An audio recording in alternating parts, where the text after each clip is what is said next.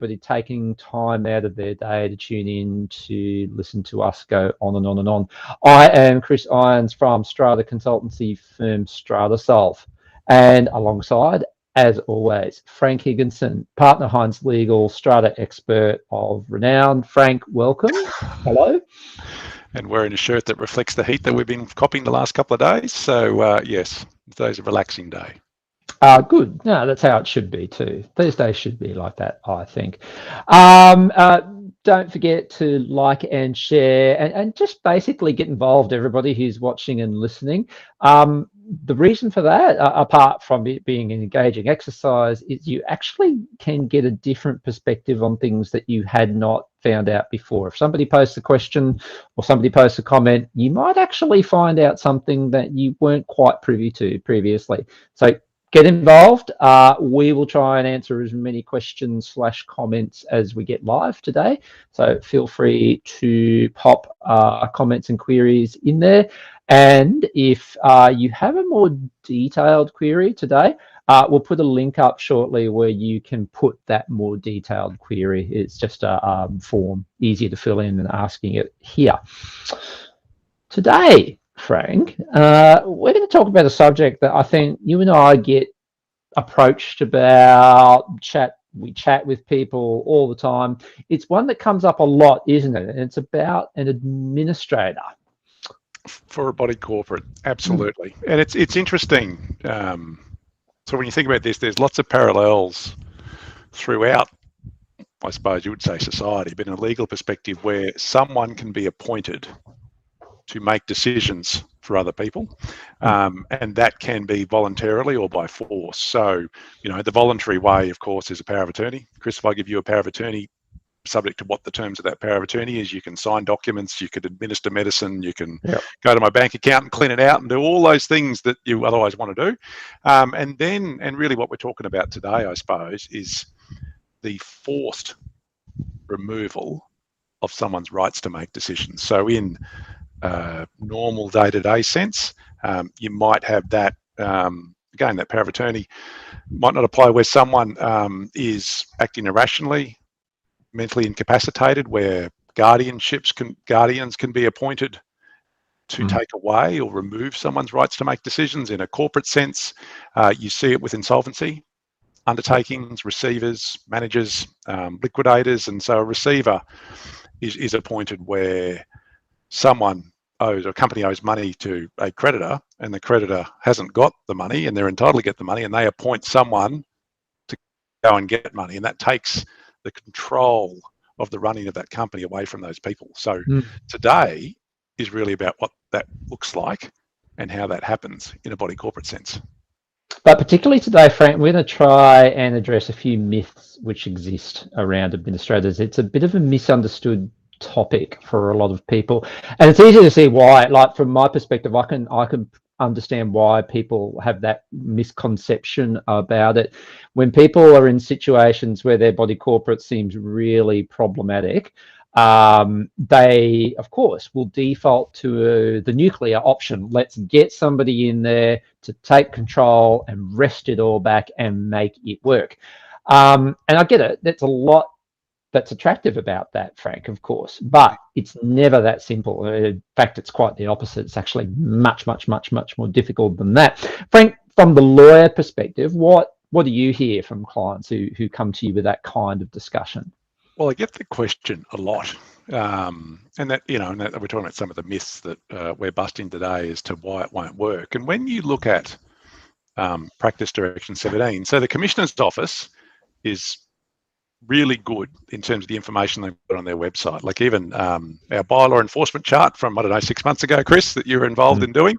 There's a step-by-step process to enforcing bylaws. So if you're not sure and you're a layperson, you want to go look at it, you go to that chart and it follows it through. So like all things, not all things, but most things with the Commissioner's Office, they've got a practice direction up, Practice Direction 17, which talks about the appointment of administrators. And if you look at it relative to other bits of free information on their website, it's relatively skinny. There's one, and we'll put up a link to that, but when there's one phrase there and I'm just bringing it up now because I should have brought it up beforehand. And hang on 1 second, everyone, and I'll read it out to you. What they're very reluctant to do is, and this is number 4 in this practice direction, appointing an administrator is a significant and serious action as it effectively takes responsibility and control away from the body corporate. Yeah. So adjudicators do it only in the most extreme of circumstances. So that is about as much of the guidance as you get as to the basis on which you're going to appoint one. So the issue we have as lawyers is when people come to us and say, whatever, we need an administrator, we're entitled to an administrator.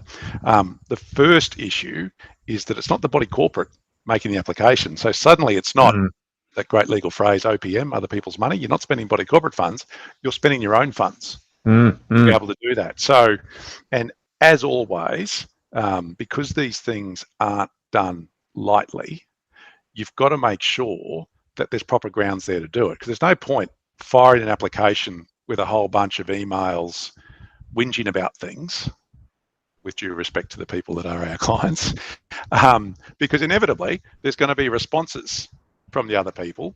And then back to that practice direction, it's a really, really serious thing for adjudicators to take the control of the body corporate away from the people of that body corporate. So for us, the biggest legal issue is people have to spend their own money to engage us, to give them advice about whether they're going to have prospects, and then make the application with no guarantee of success. Certainly with that first bit, I mean, once where we get to is if we make an application, usually, well, not even usually, ethically, we're not allowed at law to make an application we don't think has merits. So if we're making one, we think it's absolutely got the legs. But a lot of these things come a cropper at that first stage because people don't want to spend the money to actually understand what their legal position is. So there's not that many of them that happen. And I think that's probably one of the main reasons why. Really good points, Frank. We're going to get to the myths very, very shortly, but really quickly, some basics about administrator. Who or what is an administrator? Well, as Frank said just then, it's an external party appointed to take over running the affairs of body corporate. I think it's fair to say, the majority of cases, it is typically a body corporate manager. Also, it can be a lawyer, and you usually find that for the really intense, complex buildings where things have gone seriously awry. Not always, though. It might be an accountant. Chris, it could be a strata consultant, couldn't it? I don't know any of those, Frank. Do you know any of those? I don't know. There's one or two lurking, well, one lurking around and chasing work. Could very well be. Sometimes, yeah, maybe without throwing himself out there too badly. And occasionally you see the insolvency type professionals lurk into it, you know, like the receivers, the managers, those people that work in the insolvency firms, because they're used to being at the front of making decisions for other people through their insolvency careers. But it's not one singular expert, really, is it? No, it's not. So, but it's got to be somebody who has, you know, pretty good understanding of how a body corporate works and how it makes decisions, which leads to the next point that we want to make about it. Once the administrator is appointed, they have all the powers of all the voters, don't they, Frank? They do. So what, in these things, you don't appoint administrators to committees. So if a committee's not there, then really that's a Part 5 type thing, which is something we're not talking about today. So this is absolutely saying to the administrator, you now have all the powers of the body corporate to do what needs to be done. And then that's why when you put in for one of these things, if you're going to make an application for administration, you need to put in the details of the administrator themselves as part of the application and their consent and how they're going to charge and all that sort of thing. Because if an adjudicator, so yeah, you don't make your application saying, I want an administrator. You say, I want Chris Irons as an administrator, and this is why. So I suppose part 1 of any application is getting across the stage of this body corporate warrants one, and part 2 is this is an appropriate person to be able to make these decisions for all of these owners, because if that person makes those decisions, they're going to be binding on all of the owners. So the owners suddenly don't have a say. And Frank, that can be opposed. You can have, and it happens quite frequently, that you have situations where somebody applies for an administrator appointment, puts up the nominated person, and then other owners disagree, and in some cases disagree violently, that that person should be the administrator, all sorts of reasons why. And it's a really good point. Just because you, I'm talking about people watching or listening to this, want an administrator doesn't mean that you get it just because you want it or you think it. And even despite the reason you're applying for it, it still is the case that every owner in the scheme will get an opportunity to comment. So you might have a fellow owner who says, actually, I think things are okay here. I don't agree whatsoever. So it can be contested. Because there'll certainly be a cost burden, won't there? Administrators Absolutely. don't work for free, so suddenly the levies at X are going to become X plus Yep. administration cost, plus whatever the administrator then decides to actually make decisions on behalf of the owners, which could include special levies and the rest of it. Absolutely, Frank. Administrators are appointed on application, so the government does not step in and appoint an administrator. It has to be the individual going to the commissioner's office and seeking it. Usually, an administrator is appointed to do a very specific task. So the common ones there, the very common one is administrator is appointed to convene a meeting. So basically with the purpose of getting things back on track. To strike levies is another common one. Sometimes it's about to carry out some dedicated work at the building, work that hasn't been done because nobody's been around to decide it. Sometimes it's also the case that the administrator is appointed, and this is really specific cases, for some kind of legal action or legal proceedings. So the administrator is appointed to ensure that blah, blah, blah. We've just put up there on screen some links to two cases, and just for contrast. So one's an order in which an administrator was appointed from quite recently, and the other is where an administrator was declined by the adjudicator. And you can see, you can have a read of those and see for yourself the rationale of the adjudicator in both of those cases. And I guess back to that, how and for what purpose the administrator is appointed. The aim is to appoint them very short term. Usually it's 3 months, sometimes 6, but usually 3 months to get things on track, restore order, and then back to the owners to manage themselves. I think it's fair to say, Frank, it's an exception, isn't it, if it's a very long-term administration? It is. So that'd be, well, massive issues, I suppose, and certainly the ones I suppose my litigators do most of them, but the ones that I was sort of doing early days really related to building work that hadn't been done. So bodies corporate that have statutory obligations in relation to the repair and maintenance of common property that just weren't doing it. So the owners who were affected got an administrator appointed to enter into building contracts, strike special levies, drive the thing the way it needed to be driven to make sure that the roof stopped leaking, as an example. So yeah, the example they use in the practice direction is a very simple one of calling that general meeting. You know what I mean? Usually there are a lot more difficult issues than that. Yeah, and another typical one is, for whatever reason, the levies aren't being collected or paid. So basically the scheme has gone insolvent to a certain extent. So that's another one. The bottom line out of all of that is the adjudicator has to be convinced. And really, the adjudicator always begins, I'm speaking for adjudicators here, why not? The adjudicator basically begins from the position they don't want to do it. They don't want to appoint an administrator because that takes away the rights of everyone to participate. So you have to start from that position. Yeah, I'm not sure the balance of proof is sort of really stated in there. That's almost a criminal one in terms of beyond reasonable doubt that it's necessary. So it's a really high bar to cross. And that's why, from a client engagement perspective for us, it's that investigation to make sure you're going to get there is the key thing. So is it really that bad? Because you've got to be careful what you wish for in this case, which leads us very nicely to our myths, Frank, that we're going to try and bust right now about administration. So let's kick into it. The first one, and this is probably the most common myth that I think we would hear. The myth: we have lots of disputes at our scheme, so that means we get an administrator. Frank? No. So, and here's, I suppose, the reality with all of these things is that the more people you put together, the more differences of opinion you're going to get. And some of those differences of opinion can be very strongly held, very emotionally held. And again, I suppose, Chris, we've spoken about this for a lot of these webinars, where in a business sense, you find someone you don't like in business, you move away, you never see them again. And again, you don't watch our webinars again and you're done. But in a residential sense, when you're living with that dispute, it's really easy to become more emotionally involved. And as a result, those things escalate. But the existence of dispute and differences of opinion is in itself not grounds for the appointment of an administrator. And I mean, even, mate, if you go back to Artique, talking about smoking as an example. So there's an application that came from left field. The adjudications come out and said smoking's a hazard. There would have been who knows how many applications lodged in relation to smoking over the years. There is a point to this story, let me get there. Over the years where the adjudicators will look at it and said nuisance, and we would have prepared them and looked at nuisance and couldn't get across the line in terms of threshold of proof and all that sort of stuff. And what's happened with Artique is the adjudicators looked at it in a different way and said, well, there you go. That's what I'm going to do this time.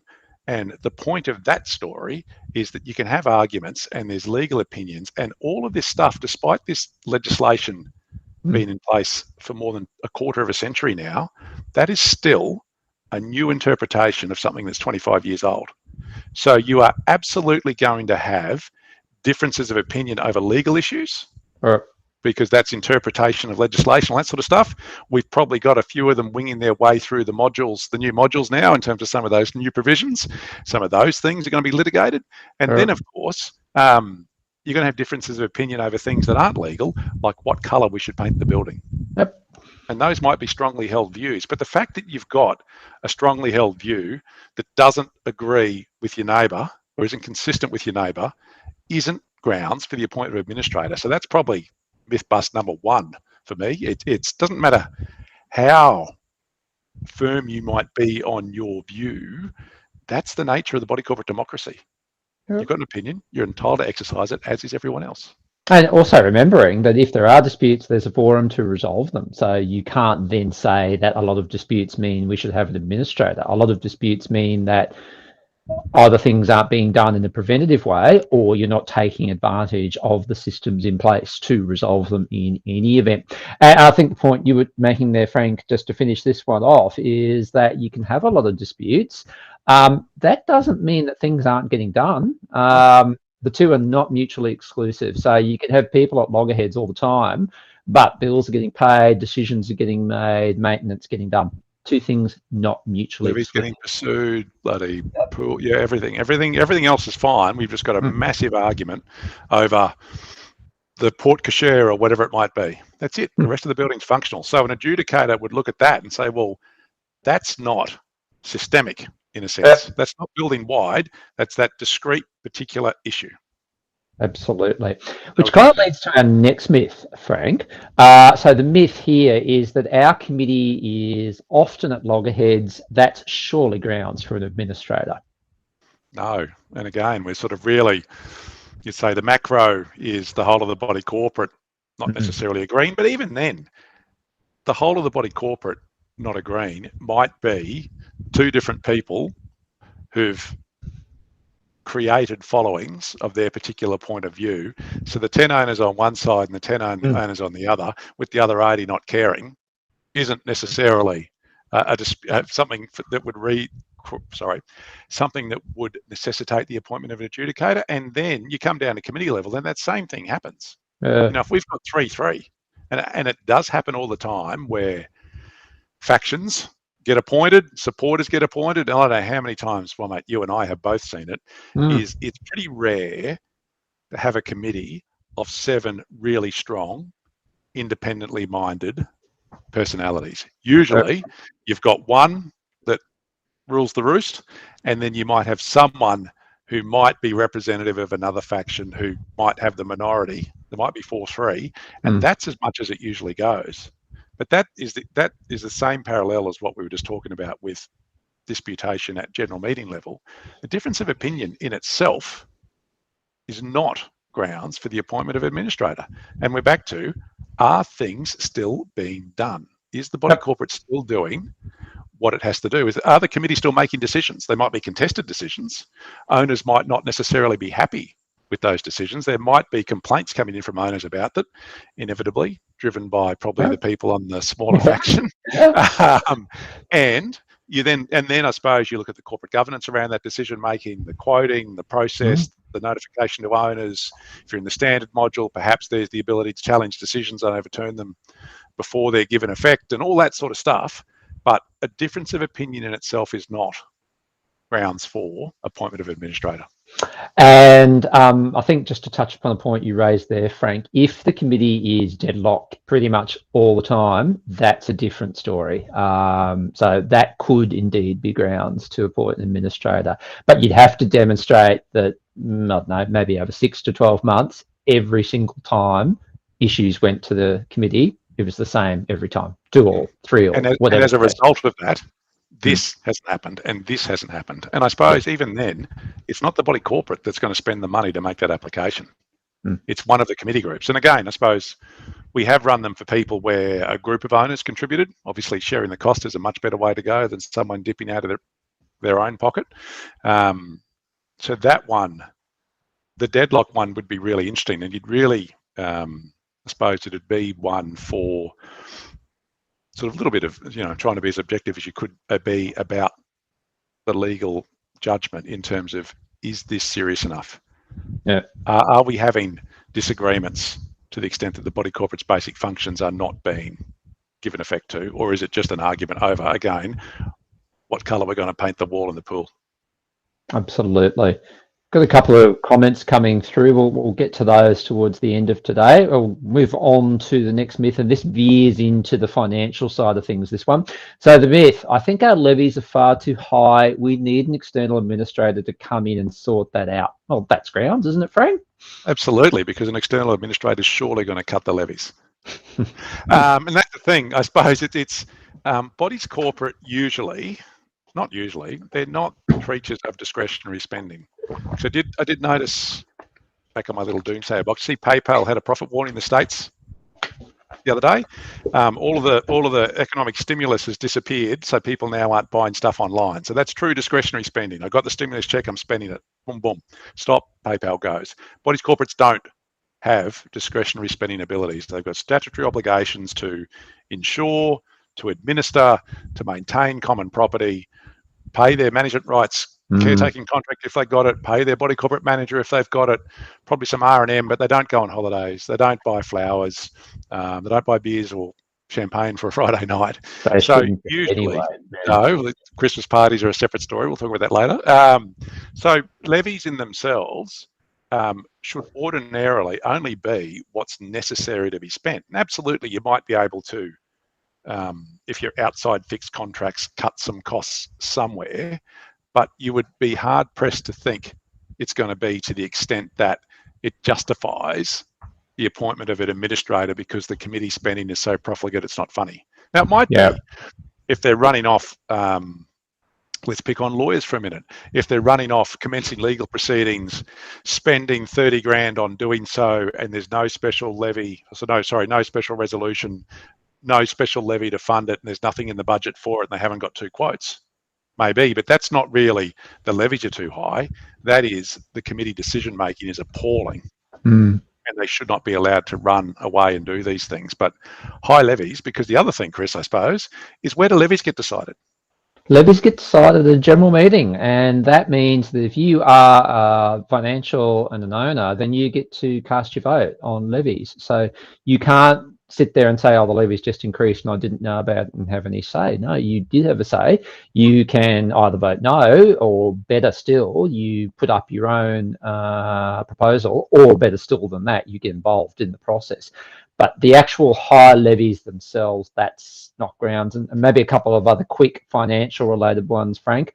Money going missing or misappropriation, that could in fact be grounds for administration. Yep. I've seen one order made along those lines. No levies actually being paid or getting struck, quite possibly, in that case. A few things to happen before then. Well, there's plenty of opportunity to challenge those things and make those things happen. Like an administrator is the Armageddon option. Yep. There's ways That's right. to deal with body corporate. You should be doing this Yep. rather than I want an administrator. Which leads to the last one of the financial ones, Frank. If there's a whole bunch of levies outstanding, I would say no, that's not grounds for administration, because what that means is that committee is obliged to collect levies in a certain period of time. Now, if there's no committee to do it, or the decision to do it keeps getting deadlocked or not followed through, separate story. But simply because levies are outstanding, no, not by itself. No. The one last thing I'd add to that is it's the usual where we have clients come to us and complain about a decision made at general meeting, and the first question you have to ask them, because it's absolutely relevant in terms of the application, is which way did you vote? And if they haven't voted, it is exceedingly unhelpful to the prospects in their application. Doesn't mean they're going to lose. Well, it does, because that's the first question the Commissioner's Office will ask them as well. Our final myth, and it actually goes towards a couple of the questions that David, thank you for watching, has posed to us. So the myth: an administrator will solve all of our problems, particularly in relation to the really awful owners next door. Utopia restored. Frank, surely? No. Well, sometimes you've got to make a decision between two bad choices. That's the unfortunate reality, and to me, administration is that. So, because you've got on one hand, and I suppose this is most relationship advice: if nothing changes, nothing changes. So I say to clients all the time in these situations, you've absolutely got a choice of continuing to do nothing. Do nothing is always a choice. Absolutely, Frank, it's a genuine choice. Do it. Sell. That's another genuine choice. But if you're actually going to do something and you want to stay there and you want to make this better, then one of the things is that, in a sense, if people continue to get away with bad behaviour, they will continue to behave badly. So if they're never held to account, and that's what an administration's designed to do in terms of decision making and doing the things the body corporate needs to do, then, for example, the ones I used previously, fixing roofs that committees just, and I don't think, to be fair to this particular committee that I'm thinking of, I just think they had too much on their plate and they really didn't want to make the hard decisions. And that's sometimes what you're going to do as a committee. So they kept duck shoving it. Our client kept getting, every time it rained, the floor would be saturated. No, administrator appointed, all that stuff done. So from our client's perspective, that was done and fixed, and they can live in their unit. From a committee perspective, it might be one of those things, you've got your head in the sand and it gets bigger and bigger and you want it to go away and then suddenly it's gone, you can come back up. So that one actually did make things better because it's made the problem go away. But if it's a relationship problem in terms of personalities, then it might get past whatever your particular issue is at that point in time. But if you're all still living together and you hate each other, that's just, an administrator's not going to solve that. It's not. And look, it's a good point to remember. Administration is by its nature always meant to be relatively short term. It can happen that you can have multiple administrations at the same building, like over a period of time, or keep coming back to it. There are some buildings in particular I'm thinking of where that has happened from time to time. But no, I think the idea is the administrator themselves can only do so much, and the rest of it is back to those involved. I just want to pick up on a couple of more of the questions, David, you've asked. How often do you see body corporates go into administration per year? Not a huge amount of them get through, David. Don't have the exact figures, but I think it's fair to say, and Frank, tell me what you think, but I think it's fair to say that more often than not, it's not successful. Yeah, and I think that's probably because people are making the applications on the basis that they shouldn't be, which is what we've been talking about today. Yep. I absolutely think we've seen some that would have been successful, but unfortunately they couldn't be funded by the clients. Yeah. So, and the reality is they've got a business to run. That's the nature of the world. So it's always those things. The same as people say, management rights agreements don't get terminated. They absolutely do. What happens is in the contested ones, the body corporates tend to lose, but the ones that aren't contested, well and truly valid. So it's sort of administration. I suppose if someone wanted to go through all of the adjudication decisions for the previous 12 months, you'd see how many were applied for and lost, but there's no sort of tally in that sense, is there, Chris? No, and the second part of your question, David, good one. Are smaller schemes, less than 7, or larger schemes more likely to go in administration? Just anecdotally, David, my perspective, definitely smaller. it will happen. Duplexes are ripe for that sort of thing. Six packs ripe for that sort of thing. What do you think, Frank? Yeah, the amount of fights we've had over insurance in the smaller schemes is extraordinary. In bigger schemes, the strata manager strikes the levies, everyone pays the levies, and there's enough owners to make it work. Smaller schemes, someone says no, then it actually puts a massive hole in the budget. Yeah. Yeah, I think that's right, Frank. We are rapidly approaching the end, so we better quickly do our takeaways out of today. And I think it's really obvious on this one. Administration, it's a big deal. It's one of the more serious actions that an adjudicator can take, so you better be sure. And Frank, I think your point right from the start, it probably pays to do the investigation at the start to see if you would actually qualify to get the outcome that you think you want. It's much better doing that and spending that money and time than going through the whole process to get knocked back right at the end because you didn't do it. And that frames your application anyway. In terms of putting together an application, you've got to get your ducks in a row in terms of what happened, when, all that sort of stuff. So that is really an evidence gathering exercise. And it's basically your last roll of the dice, the administrator. You've tried everything else, last go of things. I think that's more or less it for today, everyone. It's a big topic, that one. It's one that I think people will kind of watch and listen to, Frank, and then have a bit of a think about afterwards. And if people listening today have had to reconsider what they're thinking, then mission accomplished, I would say. But if it's actually raised some issues for you about your body corporate, get in touch. If it's crystallised your views, absolutely. Absolutely.